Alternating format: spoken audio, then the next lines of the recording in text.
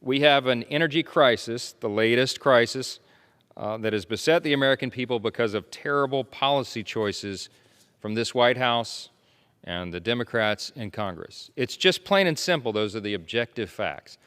You know, it seems like almost a decade ago now, but just a little over a year ago, if you rewind to the Trump years, you can recall, and everyone will know, again, more objective truth, objective facts, how well we were doing in all of these areas.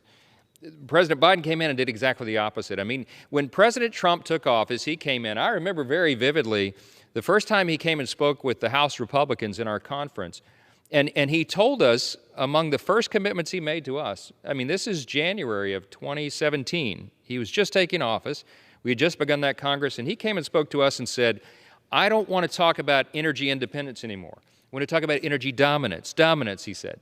And of course, from an energy state like mine in Louisiana, the Louisiana delegation was delighted to hear that, because we know what it means not only for our state's economy, but for the stability, the security of our entire country. And I'll tell you what, more objective fact, President Trump delivered on that promise. And in a very short period of time, we became not only energy dominant, not only energy independent again, but energy dominant, just as he said. We became a net exporter. All boats were rising. The economy was doing well. In fact, we had the best economic numbers in the history of the world, not just the history of the United States. Prior to COVID, we had the best economy because of the policy choices that were made.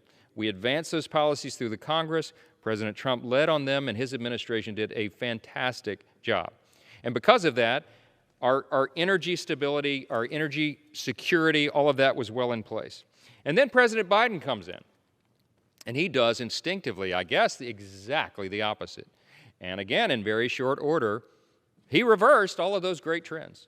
As has been articulated so many times tonight, among the first executive orders he issued, I mean immediately upon taking office in January 2020, he issued an executive order that kills the Keystone Pipeline. There was 42,000 jobs and some odd related to that project, just killed overnight, as well as all of the energy independence and energy dominance that would have meant for us.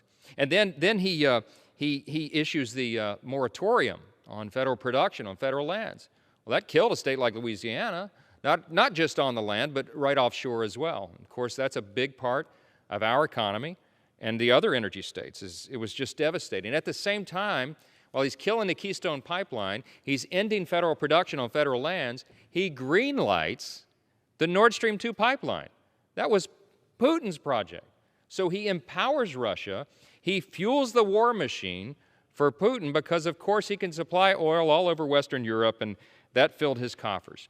Listen, it was mentioned tonight, these stickers that are on the gas pumps all over the country, these I did that stickers that has President Biden's picture. It's funny, we don't support vandalism, right? But I mean, I see them all over Louisiana, and it's devastating. President Biden is pointing to the sticker shock, the cost that it's taking everyone to fill their tanks, and it is exactly right. That is very telling. Picture's worth 1,000 words. He is responsible. These are the results of policy choices. And as Mr. Franklin of Florida said a few moments ago, these problems are completely self-inflicted. And because of that, let's always remember they can be easily reversed. The president could just do the opposite of what he's done since he took office, reverse course, and fix this dilemma for the American people. But you know what? He won't do that. I don't know if it's because he's beholden to the radical left environmentalist agenda, the climate agenda, or if he has some sort of ulterior motive. I'm not sure. But I'll tell you what, my constituents are asking that question openly right now. And millions upon millions of the American people who are suffering because of these policies are beginning to ask that as well.